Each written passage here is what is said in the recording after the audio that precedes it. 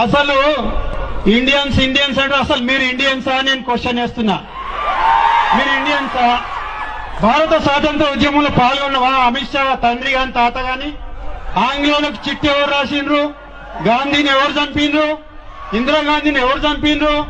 ముస్లింలు చంపిండ్రా? ఈ బ్యాంకులను ఎవరు దోసుకున్నారు? ముస్లిం దోసుకున్నారా? లలిత్ మోడీ ముస్లిమా? నీరవ్ మోడీ ముస్లిమా? విజయ్ మాల్యా ముస్లిమా? అమెరికాలో 40 లక్షల మంది ఎన్ఆర్ఐలు ఉన్నారు. మోడీ గారు, అమిత్ షా గారు. అట్లనే మీ హిందువులు ఇండియన్స్ ని మా దేశంకి వెళ్ళి నీ గుద్ద మీద కానీ ట్రంప్ గాని వెళ్ళబోతే వాళ్ళు ఎక్కడొచ్చి ఉండాలి? ఆ 40 లక్షల మంది ఎక్కడ ఉండాలి? ఇతర దేశాల్లో ఉన్నటువంటి భారతీయులను కోట్లాది మందిని మీరు ఇండియన్స్ మా దేశంలో ఉండొద్దని ముస్లిం దేశాలు వెళ్ళబడితే ఎక్కడ ఉండాలి? ముస్లిం కా ఇరానీ చాయ్ బిర్యానీ అయితే మంచిగా ఉంటుంది, ముస్లింలు మంచిగా ఉండరు. ముస్లిం దేశాల పెట్రోల్ బాగుంటుంది, ముస్లింలు బాగుండరు. సౌదీ రాజుతోటి అలై బలై బాగుంటుంది, ముస్లింలు బాగుండరు. క్రిస్టియన్స్ బాగుండరు, కానీ రఫేల్ విమానాలు క్రిస్టియన్లు కావాలి. క్రిస్టియన్ దేశాలు బాగుంటాయి, కానీ వాళ్ళు కనుగొన్న విజ్ఞానం అంతా కావాలి. ఏం కనుగొన్నారా మీరు? ఓకే, నేను హిందువునే, నేను బీసీ హిందువును. మోడీ గారు నువ్వు బీసీ అంటున్నావు కదా, బీసీల కోసం ఏమైనా చేసినావా? ముస్లింలను పక్కకు పెట్టు. సరే, వేళ మతస్థులు కదా, మా బీసీల కోసం ఏం చేసినావు? మా ఎస్సీల కోసం ఏం చేసినావు? ఏమన్నా రిజర్వేషన్ పెట్టినావా? వీపీ సింగ్ మండల్ కమిషన్ వస్తే మీరేం చేశారు? మీరు కమండలని అయోధ్య ఉద్యమం తీయలేదా? మీరు బీసీలకు అనుకూలమా? మీరు ఎవరికి అనుకూలం కాదు. సైతాన్ ఎవరికి అనుకూలంగా ఉంటారా? అని సైతాన్ ఎవరికి అనుకూలంగా ఉన్నది? एक मिसाल बता तुम्हारी సైతాన్ అయితే उसको ఒక మనిషి ఉన్నాడు, దయ్యం పట్టింది, సైతాన్ పकड़े कहते उन शेर ने पिया, उसके बाद बिच्छू काटा उसको.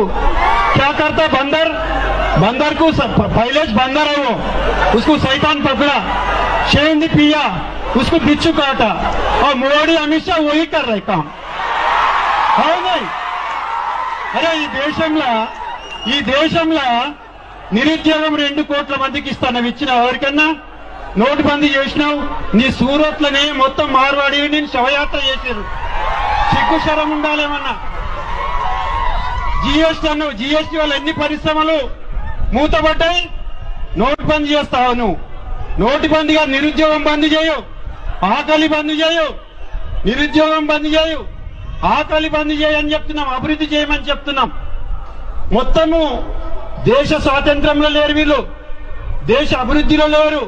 ఒక్కటి మాట నేను అడుగుతా లాస్ట్ కి, కాజాపైకి ఒక్కటే నిమిషం అడుగుతున్నా. నీకు బలం ఉందని పార్లమెంట్ లేదంటే అది చట్టాలు చేస్తారా? ఇక్కడ బారిస్టర్ అసదుద్దీన్ గారు ఉన్నారు.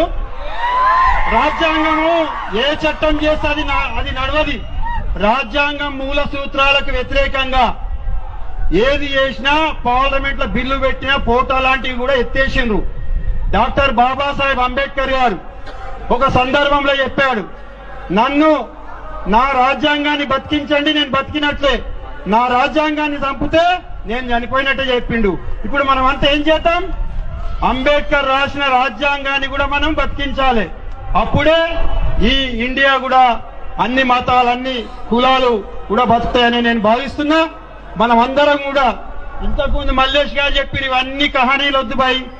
భారత్ కు డెవలప్ చేస్తే చేయండి, ఇంకోసారి కూడా అవకాశం తీసుకోండి. లేదంటే మిమ్మల్ని భారత్ నుంచే బీజేపీని పక్కకు ఎక్కడికి వెళ్ళొచ్చిరో పంపించాల్సిన అవసరం ఉంది.